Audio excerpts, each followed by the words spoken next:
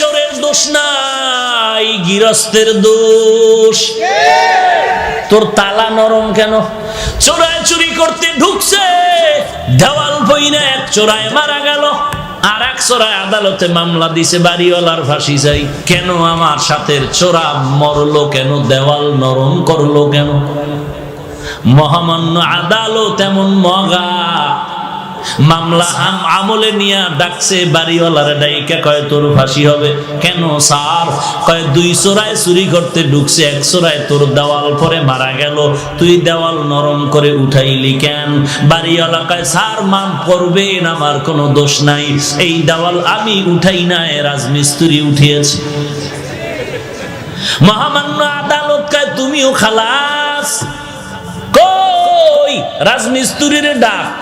Sir বলে sir নাই, এক্ষুনি ফাঁসি। বলে কেন? কথা শুনেন, কি সমস্যা? বলে দেওয়াল নরম করে উঠাইলি কেন?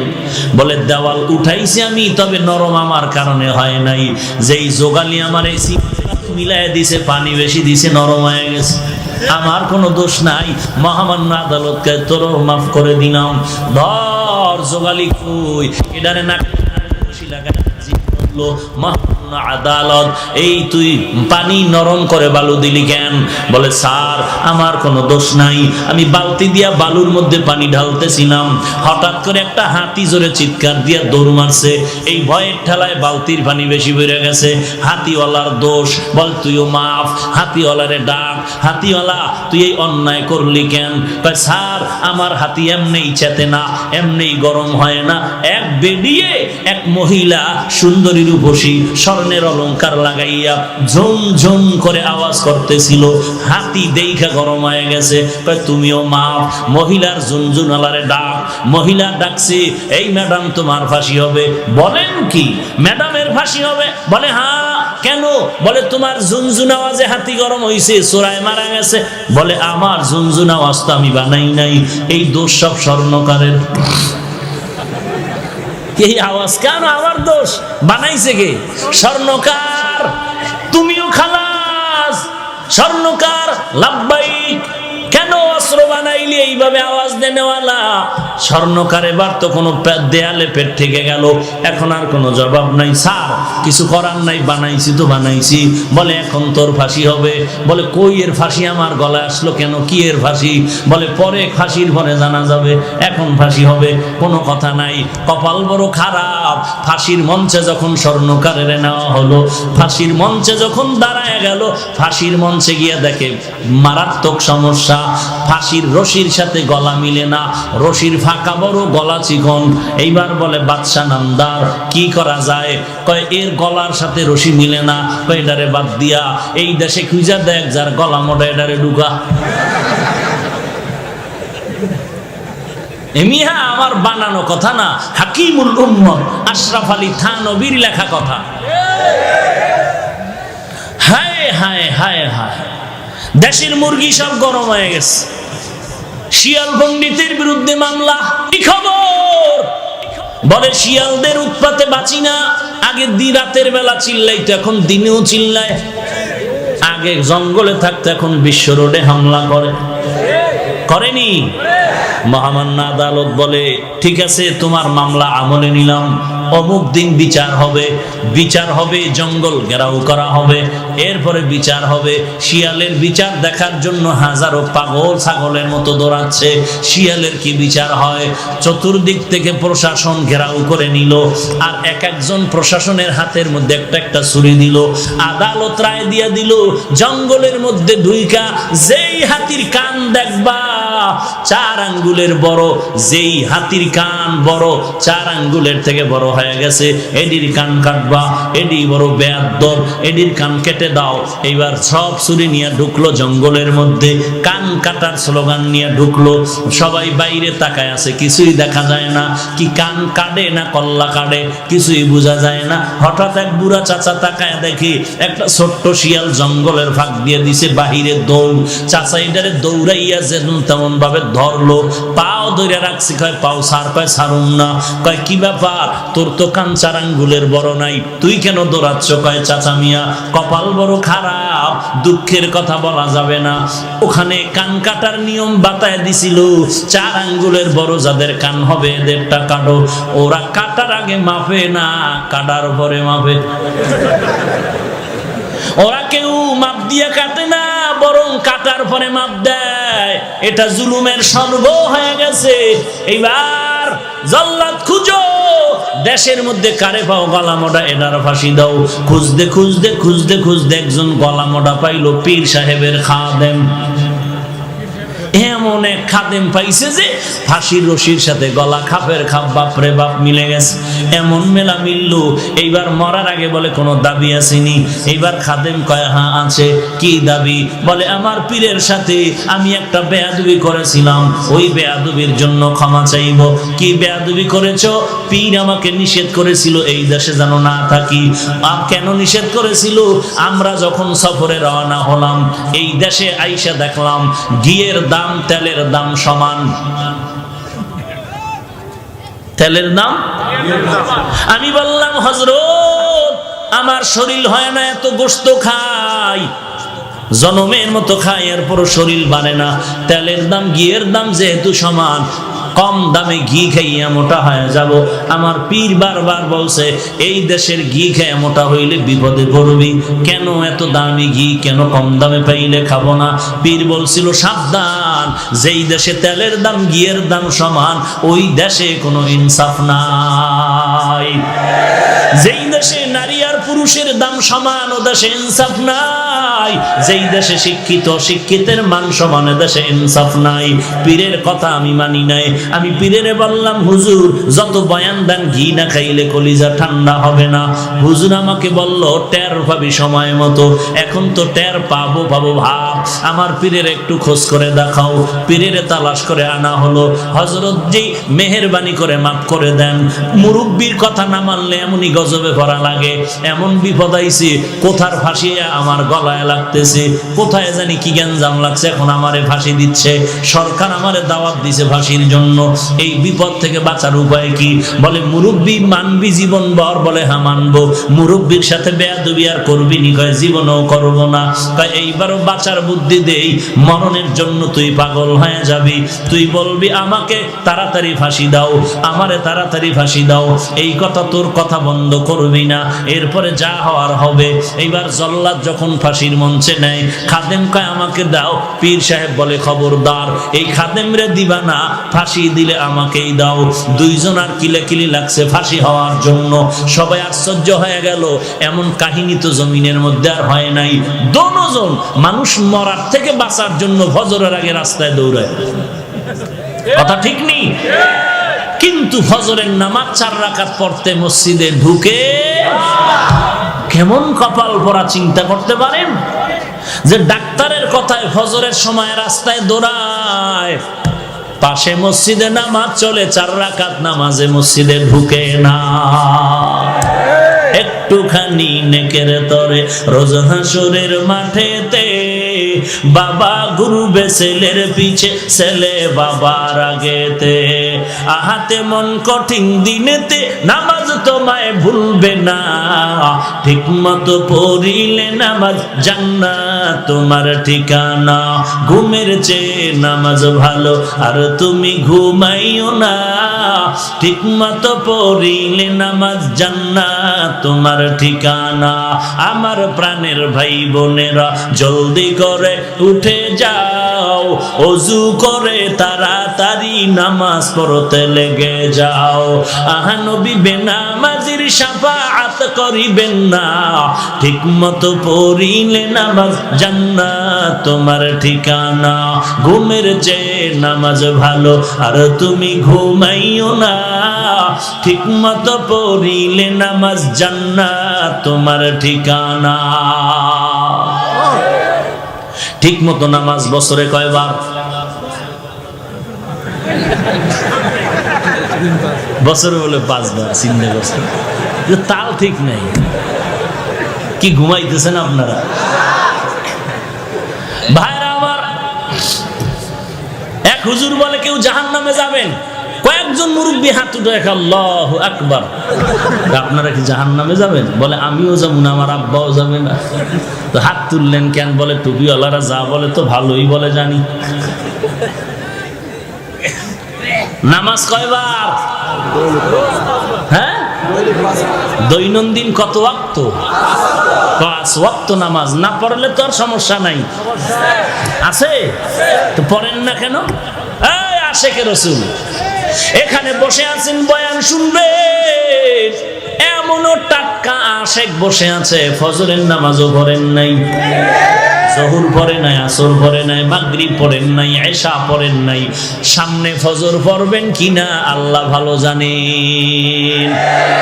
মদিনার নবী বলেন, এর উম্মতের দল, কাফের আর মুসলমানের মধ্যে ব্যবধান, বেঈমানের গোষ্ঠী নামাজ পড়ে না, আর যারা মুমিন নবীর আশিকেরা একবারের নামাজও ছাড়ে না।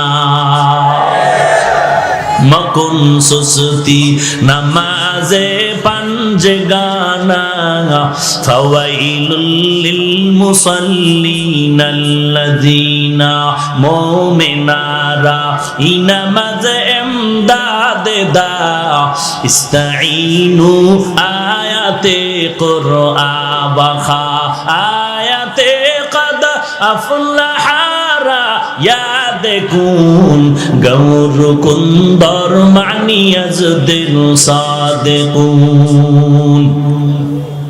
পীরও মরার জন্য রেডি, খাদেমও।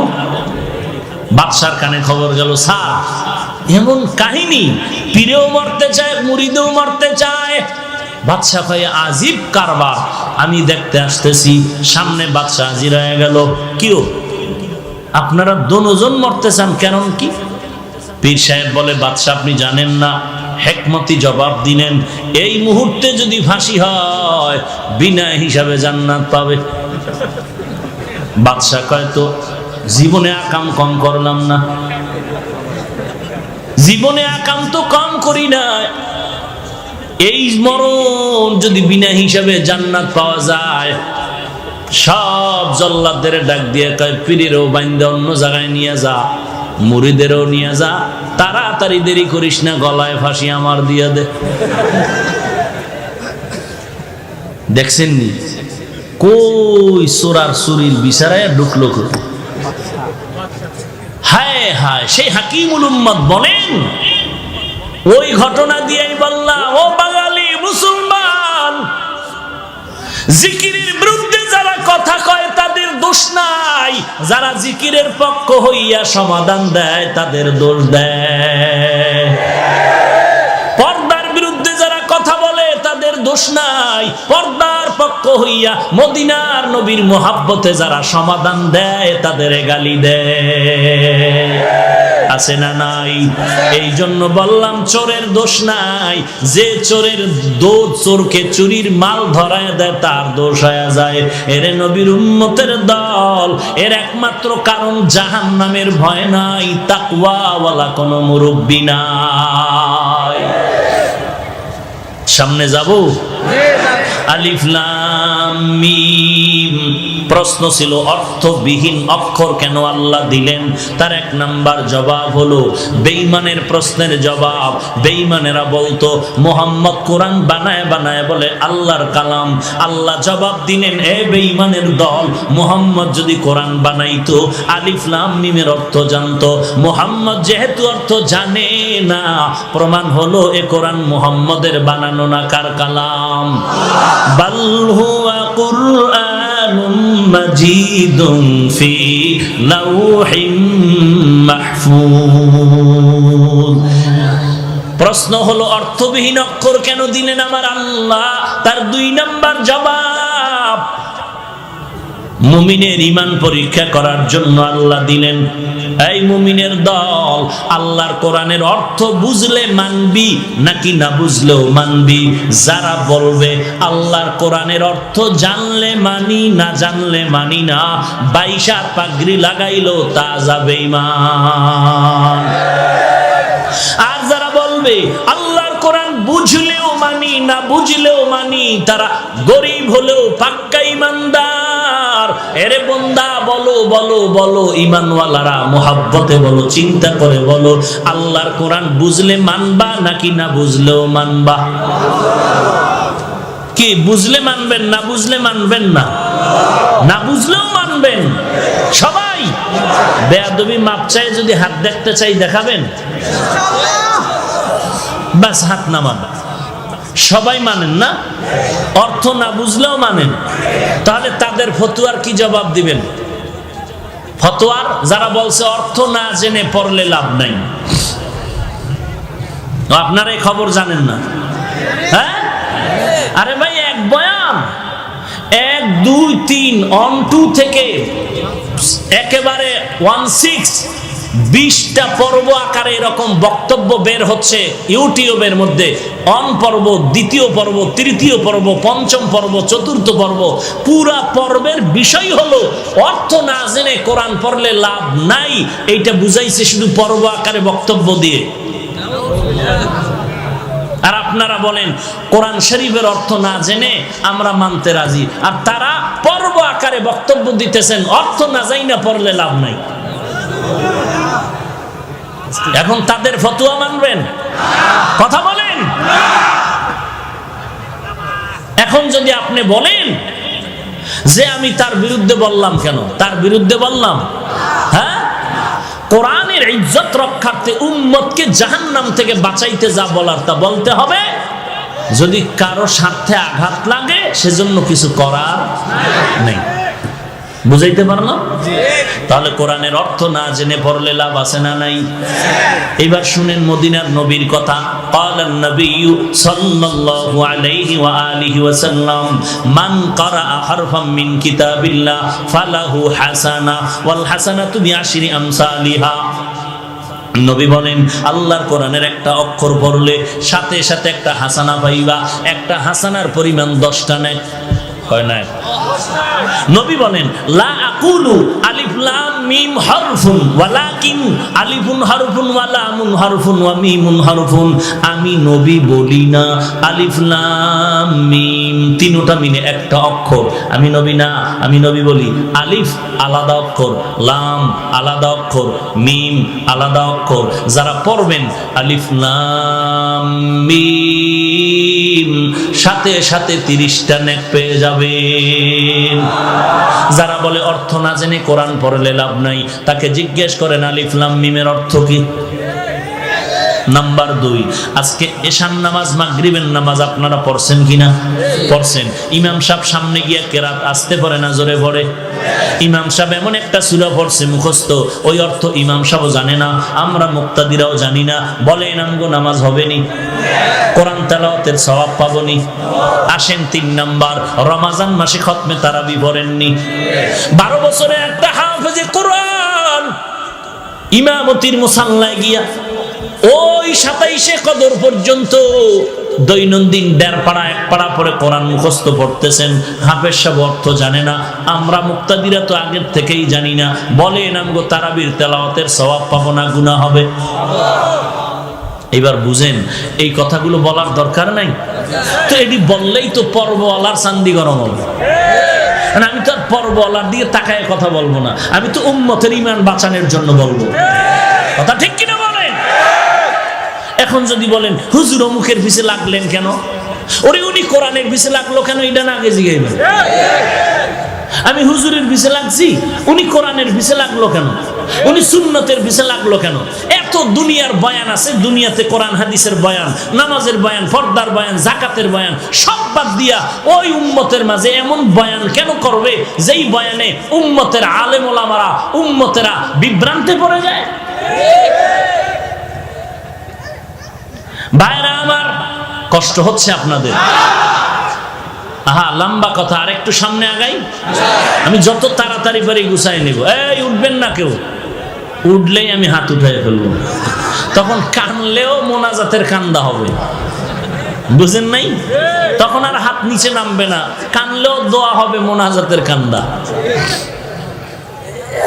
চলবে আর একটু? থাকবেন সবাই?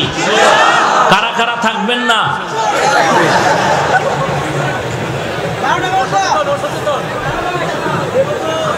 আল্লাহ আল্লাহ সবাইকে কবুল করেন, আরো জোরে বলেন হ্যাঁ। যুবক ঘুমাও, তোরা ঠিক হ, গোটা দেশ ঠিক। পৃথিবীতে 800 কয়বার, যাবি কয়বার? মুনাফিকের মতো হয় মরিস না, হকের ঝান্ডা উঁচু করে মরতে হবে। কোন মুনাফিকি করবি? আমাদের কোন অন্ধভক্ত হওয়া যাইব না।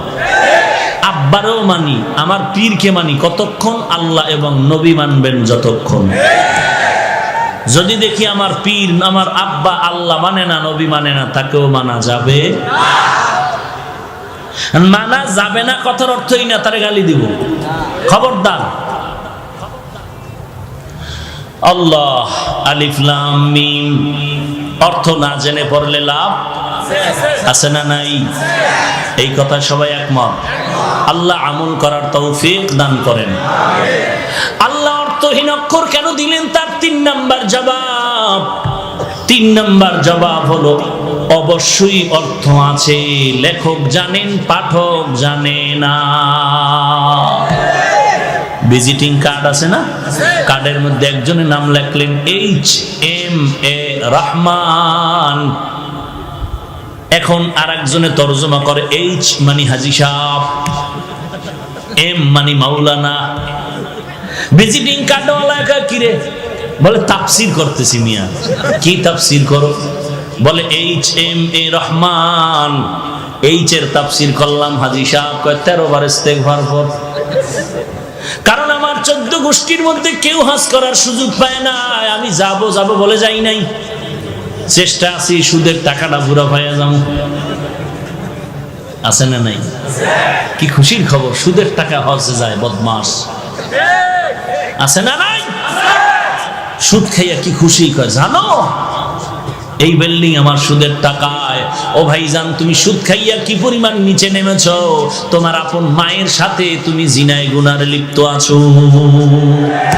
নিজের আপন মায়ের সাথে জিনার গুনাহে লিপ্ত তুমি। একটা নেক আমল আল্লাহর কাছে গ্রহণ হবে না। ভাইরা আমার, এরপরে বলে তুই এম দ্বারা কি বুঝাইলি? বলে মাওলানা, কয় জীবনে তো মাদ্রাসার বারান্দায় পাড়া দেই নাই, দয়নুস পর। বলে তাহলে তুমি HM দিয়া কি বুঝাইলা? বলে H দ্বারা আমার বংশ হাওলাদার, M দ্বারা মুহাম্মদ, A মানে আব্দুল রহমান তো স্পষ্ট। তাহলে HMA অক্ষরগুলো দিলেন, অর্থ লেখক জানে, কে জানে না? আলিফ লাম মিম, আলিফ লাম র, এগুলোর অর্থ আছে, কে জানেন? আমার আল্লাহ, কোন মাখলুকত জানে না। টোটাল বয়ানের কি রেজাল্ট পাইলাম? আল্লাহ কোরআনে অর্থবিহীন অক্ষর দেন নাই, আল্লাহ পাক অর্থ সহ অক্ষর দিয়েছেন। তবে আল্লাহই তার অর্থ জানেন। আল্লাহু আ'লামু বিমুরাদিহি, আল্লাহ তার অর্থ জানেন, আর কেউ জানে না। 4 নাম্বার জবাব দিবনি, অর্থ নবীও জানে, অর্থ নবীও জানে, তবে উম্মতের জানায় নাই কেন? বলে এটা বন্ধুর সাথে বন্ধুর কথা বলার পাসওয়ার্ড, গোপন নাম্বার। এই পাসওয়ার্ড আসেনি রে যুবক? হ্যাঁ, কি সুন্দর লেখো না, H+S। বাথরুমে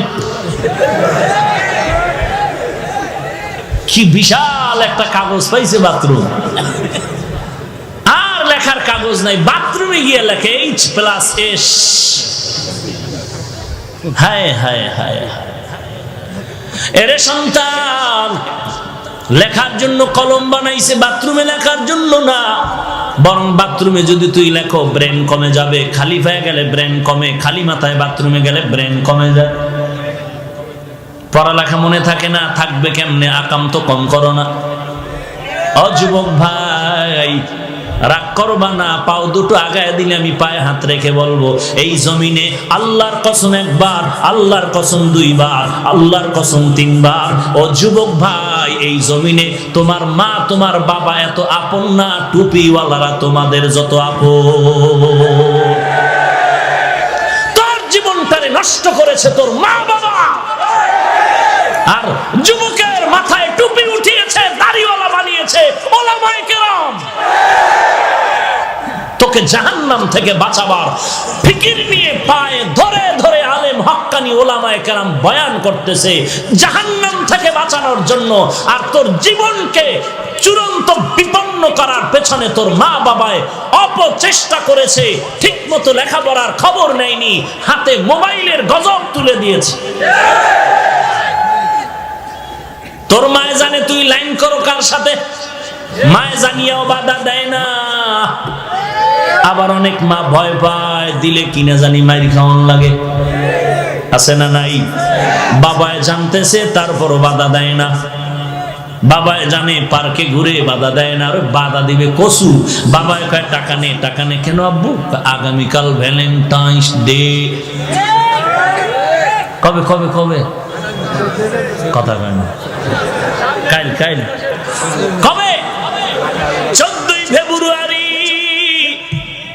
বিশ্ব ভালোবাসা দিবস বনাম বেহায়া দিবস। তোরা একটা ভালোবাসা করবি না? আরে ভাই, দিনের ভালোবাসা কর, করবি? তাহলে 500 টাকা যদি ভাড়া লাগে যাবি ঢাকা। 14ই ফেব্রুয়ারি ঢাকা মাদ্রাসার মাহফিল। মোহাব্বতের নজরে দিল খুলে সবাইকে দাওয়াত দিলাম ঢাকা। যেই মাদ্রাসার খেদমত করি ওই মাদ্রাসার মাহফিলে সকলকে দাওয়াত।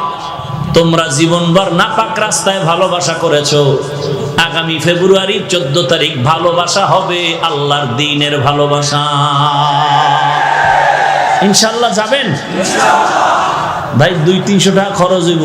এমনি তো আকামের ভালোবাসায় কি পরিমাণ খরচ করছো তুই নিজেও জানো না। তো আল্লাহর দ্বীনের ভালোবাসায় যদি ভাড়া লাগে 500 টাকা দিয়ে যাওয়া যাবে না?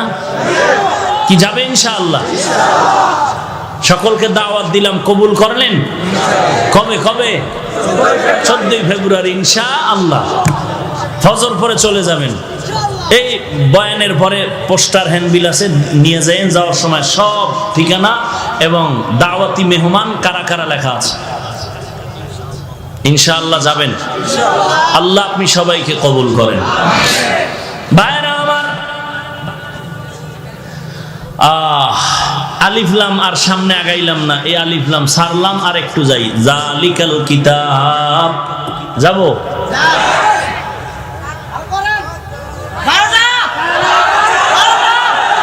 জালিকাল কিতাব ভালো করে বুঝে। কোন নিকটের জিনিস ইঙ্গিত করার জন্য আমরা বাংলায় বলি এই, কোন দূরের জিনিস ইঙ্গিত করার জন্য বলি ওই, বলি না? ওই মানে কি? কাছে না দূরে।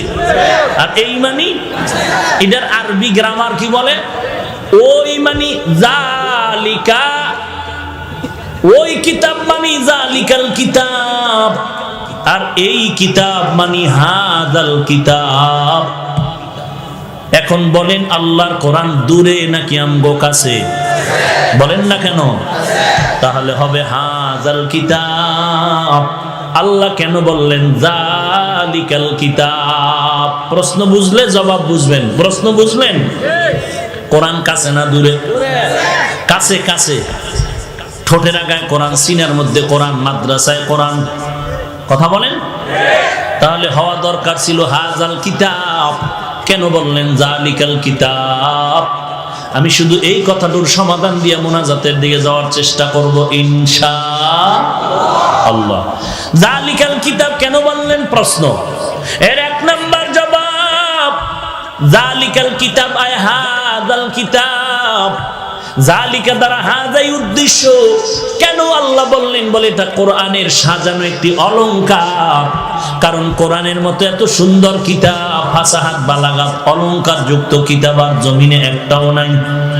জালিকা দিয়ে আল্লাহ বুঝাইলেন হাযাল কিতাব, এই কিতাব। গেল এক জবাব। জবাব নাম্বার 2, জালিকাল কিতাব মানে ওই কিতাব। আসলে কিতাব দূরে মানে কি? কোরআন শরীফ আমাদের কাছে, কোরআনের রিডিং এবারাত কাছে, কিন্তু কোরআনের ব্যাখ্যা তাফসীর আমাদের মেধা থেকে অনেক অনেক দূরে। ওদিকে ইঙ্গিত করার জন্য বলা হলো জালিকাল কিতাব। 3 নাম্বার জবাব, জালিকাল কিতাব মানে ওই কিতাব। ওই কই? বলে ওই আদম, আদম নবী থেকে ওই ঈসা রূহুল্লাহ পর্যন্ত যত কিতাব আল্লাহ তাদের দান করেছেন ওই সমস্ত ইলমের সব কোরআনের মধ্যে জমা আছে। এই কিতাব মানে ওই ঈসা নবীর কিতাবের ইলমের কিতাব, ওই আদম নবীর ইলমের কিতাব এই কিতাব, ওই ইব্রাহিম নবীর ইলমের কিতাব এই কিতাব। জবাব নাম্বার 4, জালিকাল কিতাব মানে হলো ওই লাউহে মাহফুজের কিতাব। লাউহে মাহফুজ চিনেননি? এই যে আপনাদের সিলেট হবিগঞ্জের কাছে শিক্ষক ছাত্রকে বলে, এই ছাত্র বলো তুমি আসমান কাছে না হিমালয় পর্বত কাছে? ছাত্র কয় স্যার আসমান অনেক কাছে, হিমালয় পর্বত দূরে। বলে কেমনে বললি? বলে আসমান দেখা যায়, হিমালয় পর্বত দেখা যায় না। এরে নবীর আশিক উম্মতের দল, লাউহে মাহফুজের কিতাব মানে ওই দূরের কিতাব। কোথায় সেই লাউহে মাহফুজ? আমরা যেই জমিনটার মধ্যে বিচরণ করি, দর্শন বলে এর নাম পৃথিবী। উপরে তাকাইলে দেখি খালি খালি খালি, বিজ্ঞান আর দর্শন বলে মহাশূন্য। নবী বলেন আমি মেরাজের রাত্রে এগুলো অতিক্রম করে করে মাপ দিয়া দিলাম আল্লাহর পক্ষ থেকে। এই যে মহাশূন্য দেখতেছি, এই মহাশূন্যের দূরত্ব হলো 500 বছরের পথ। এর উপরে হলো প্রথম আসমান। আমরা যে দেখতে পাই আসমান কত দূর, কথা কয় না, 500 বছরের দূর। এই মহাশূন্যের মাঝখানে একটা স্তর আছে যেটাকে বলে মধ্যাকর্ষণ। কিছু জিনিস রেখে দিলে পরেও যায় না, উপরেও যায় না। দুনিয়ার বিজ্ঞানরা মাথা খাটাইয়া স্যাটেলাইট বানায় ওখানে রেডি করে রাখছে, আর ওই স্যাটেলাইটের মাধ্যমে জগতের খবর নিয়ে এরপরে সেন্টারের মধ্যে দেয়। আর আমরা ভয়েস অফ আমেরিকার খবর স্যাটেলাইটের মাধ্যমে দুনিয়ার সব খবর জানতে পাই। নবী বলেন আমি বাইতুল্লাহ থেকে বাইতুল মাকদিসে গেলাম, ওখান থেকে আমার জন্য আল্লাহ লিফটের ব্যবস্থা করলেন। ওই লিফটে আমি প্রথম আসমানে গেলাম। 500 বছরের পথ পেরিয়ে গিয়ে দেখলাম প্রথম আসমানে 2টা দরওয়াজা জমরাদ ইয়াকুত পাথর দ্বারা বানানো, এবং প্রত্যেকটা দরওয়াজায় তালা লাগানো হলো নূরের তৈরি তালা। জিবরাইল আমিন বললেন দরজা খোল। ভেতর থেকে দারোয়ান বলল কে আপনি? বলে আনা জিবরাইল। অমাম মাআক, আপনার সাথে কে? বলে হুয়া মুহাম্মদ সাল্লাল্লাহু আলাইহি ওয়া আলিহি ওয়াসাল্লাম। বলে এখানে আসার কি অনুমতি আছে নাকি? বলে হ্যাঁ আছে। দরজা খুলে দাও। বলে তালার চাবি কই? বলে চাবি হলো বিসমিল্লাহির রহমানির রহিম। কপাল খারাপ যে বিসমিল্লাহটাও ঠিক মতো পড়তে জানি না রে মুসলমান। যদি ঘুমের ঘরে 21 বার বিসমিল্লাহির রহমানির রহিম পড়ে ঘুমাও, আল্লাহ পাক রব্বুল আলামিন বিসমিল্লাহর বরকতে তোমার ঘর ফেরেশতা দিয়া হেফাজত করবেন। আজে বাজে স্বপ্ন দেখবা না। আর কপাল যদি খুলিয়া যায় 21 বার বিসমিল্লাহ পড়িয়া 13টা বিড়ি টানবা, দেখবা নবীর সাথে মোলাকাত হয়ে যাবে। কি সুবহানাল্লাহ।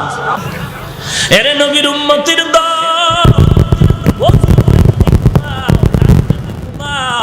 21 বার বিসমিল্লাহ পড়ো আর দরুদ শরীফ পড়ে ঘুমাও সাল্লাল্লাহু আলাইহি ওয়াসাল্লাম। এই সাউন্ডওয়ালা ঘুমায়, মাইকের সাউন্ড বাড়ায়া দাও। কয়বার? 21 বার বিসমিল্লাহ পড়বে আর দরুদ শরীফ পড়বে 1000 বার। কয়বার? বেশি লম্বা লাগবে না, ছোট।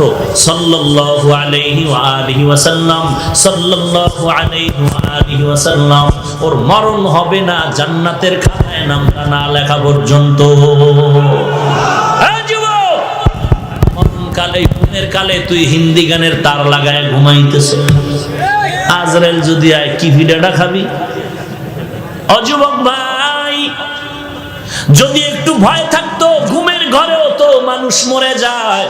আমি যদি মরে যাই আর কানের মধ্যে হিন্দি গানের তার লাগানো থাকে, কি উপায় হবে আমার?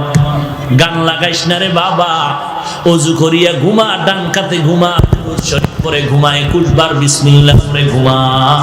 ইনশাআল্লাহ রাহমাতুল লিল আলামিনের সাথে ঘুমের ঘরে মোলাকাত হয়ে যাবে। চাই না আমরা? আল্লাহ কবুল করেন। আর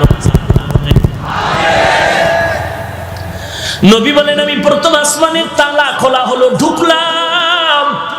ঢুকে দেখলাম প্রথম আসমানটাও 500 বছরের মোটা। কয় বছরের মোটা?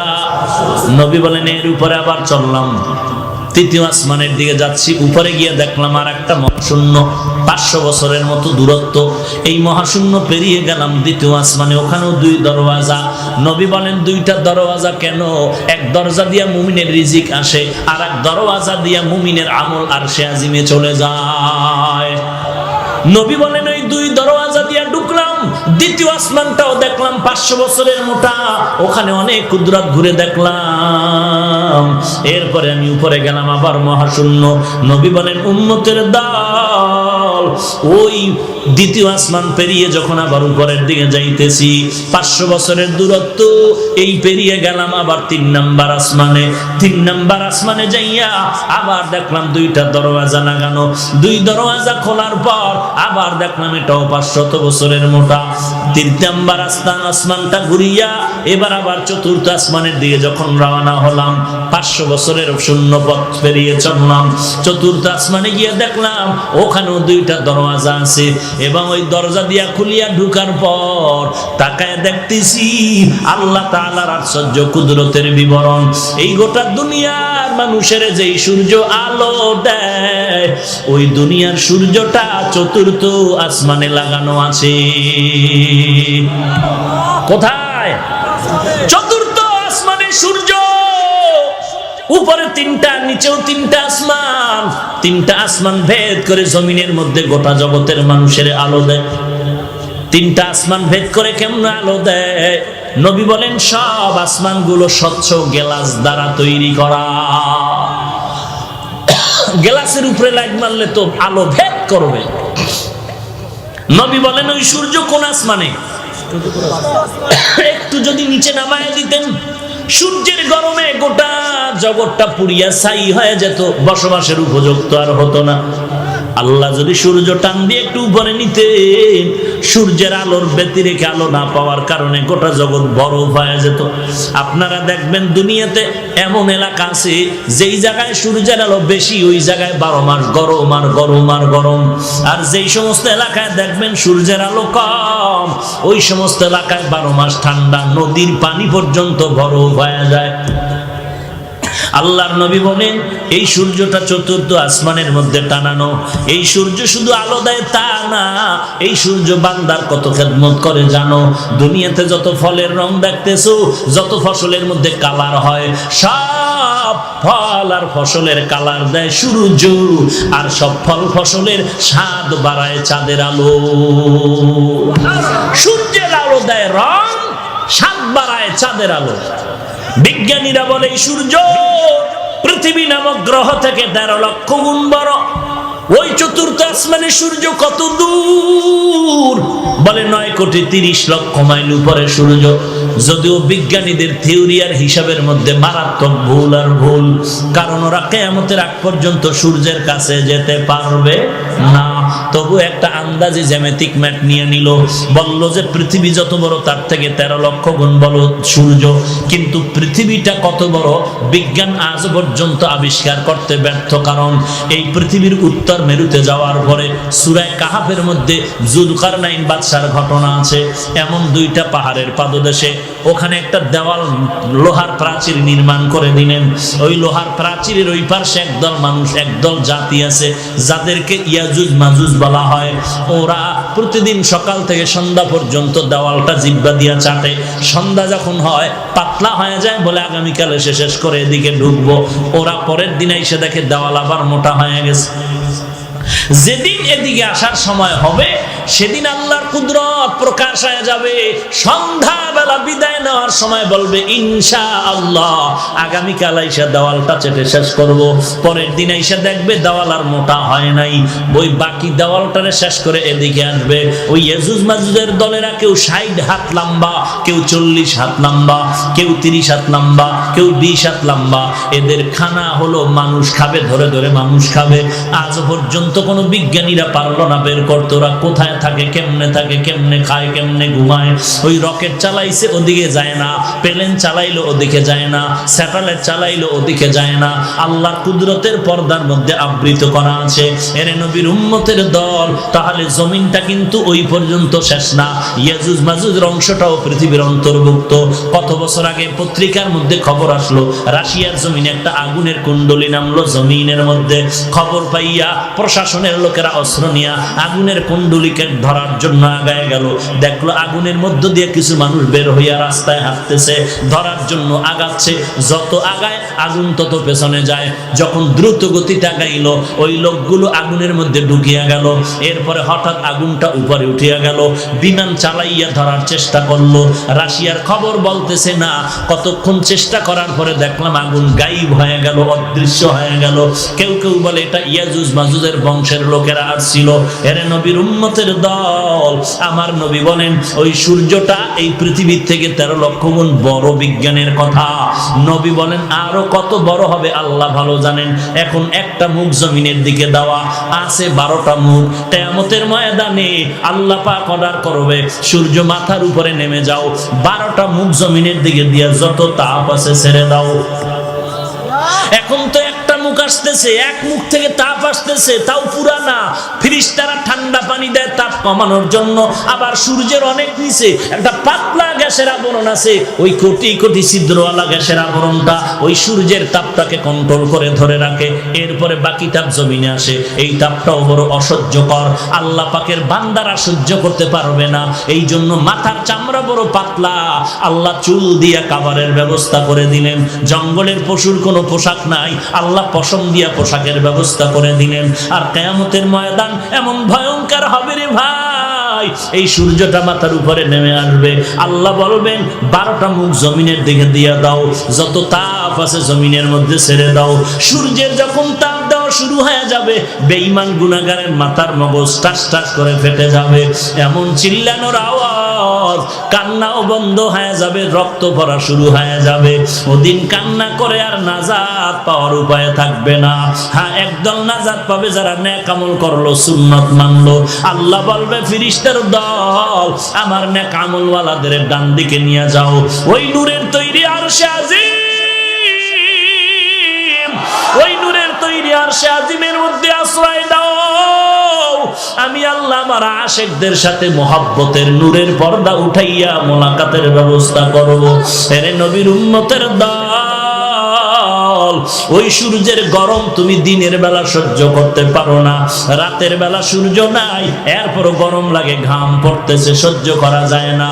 গুনাহ নিয়া যদি কবরে যাও, কেমন করে সূর্যের গরমটারে সহ্য করবারে বাবা? সহ্য করতে পারবি না রে যুবক, গুনাহ করিস না রে ভাই। তোমার আমার মতো যুবক স্কুল কলেজে পড়ে, এক ওয়াক্ত নামাজও বাদ দেয় না, আছে না নাই? ও বাবা, তুমি টুপি পরো না, গালি দেই না, তবে তোমার মনটাকে টুপি পরার জন্য তৈরি করো।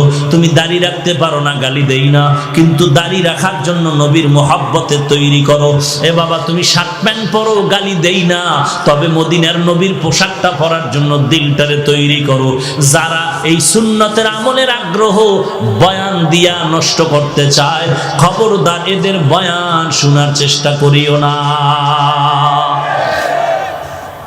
এরে নবীর আশিক উম্মতের দল, তুমি মনে করতেছো আমি হাফিজুর রহমান কোন দল করি? ভাই ভাই, এত চিন্তা কে তোমাকে করতে বললো?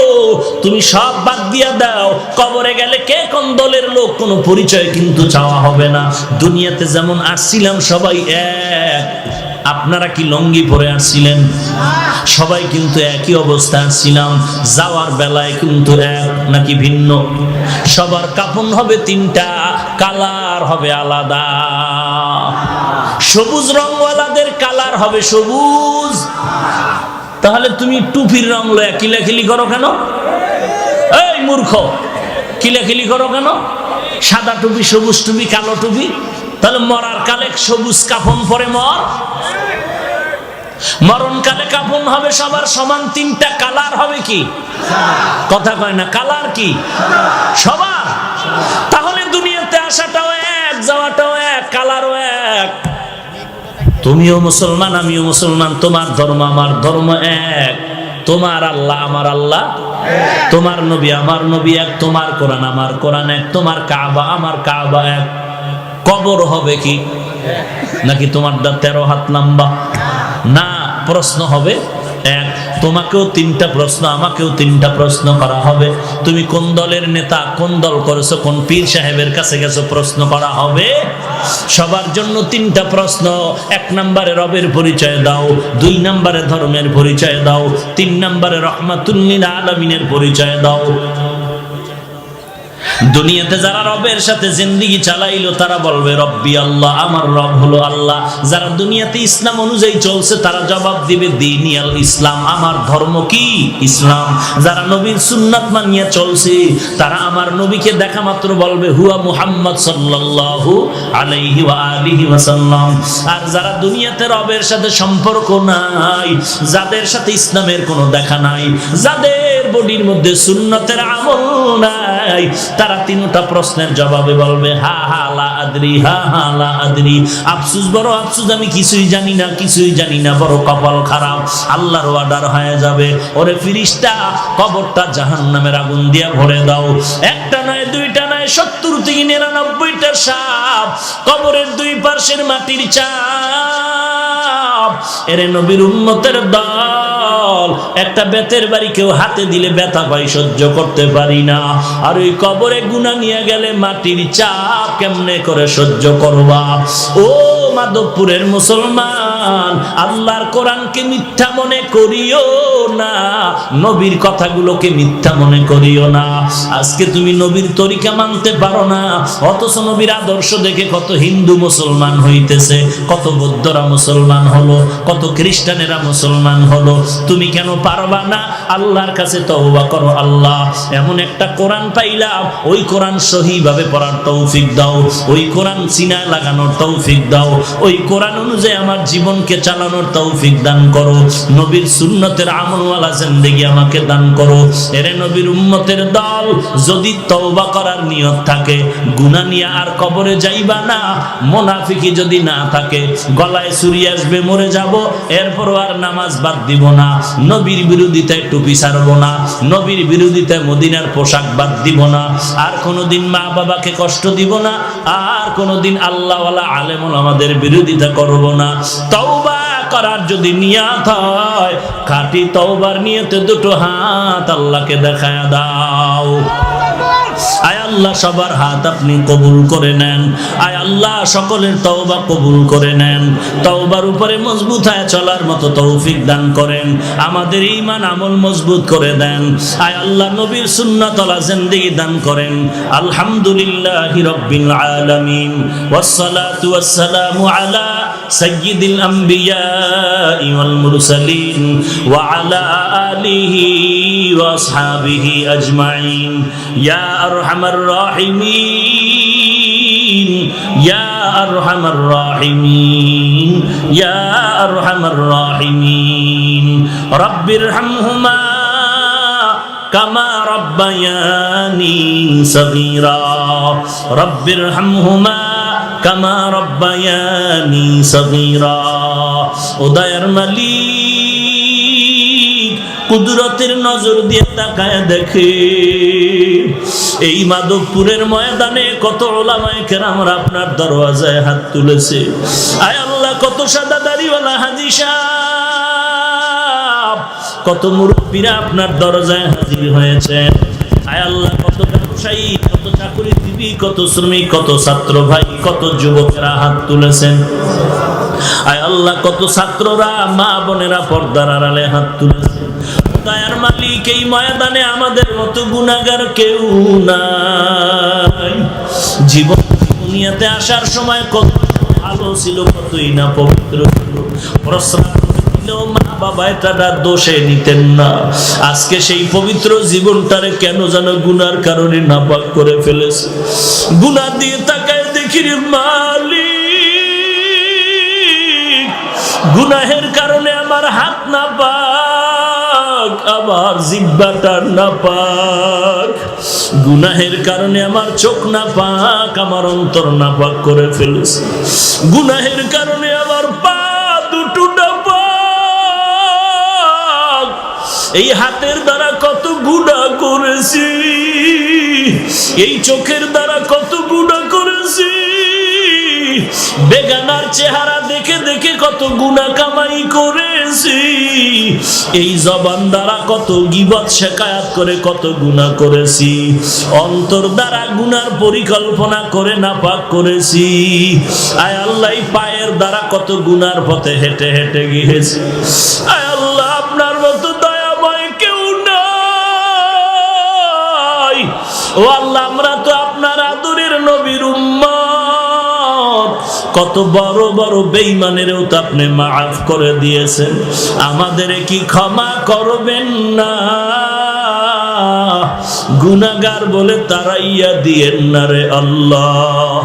যদি আপনি আমাদের ক্ষমা না করেন আপনার কোনো লাভ নাই, আর আমাদের যদি মাফ করে দেন আপনার কোনো ক্ষতিও হবে না রে আল্লাহ। গুনাহগার বলে ফিরাইয়া দিয়েন না রে মালিক। গুনাহ নিয়ে কবরে যেতে চাই না, সূর্যের গরম সহ্য করতে পারি না, বেতের বাড়ি সহ্য করতে পারি না। গুনাহগার হয়ে কবরে গেলে ওই আযাব কেমনে সহ্য করব? মাটির চাপ কেমনে সহ্য করব? শয়তানের ধোকায় পড়ে গুনাহ করেছি, আর গুনাহ করব না। তওবার নিয়তে হাত তুলিছি, আমাদের তওবা কবুল করে নেন। তওবার উপরে মজবুত হয়ে চলার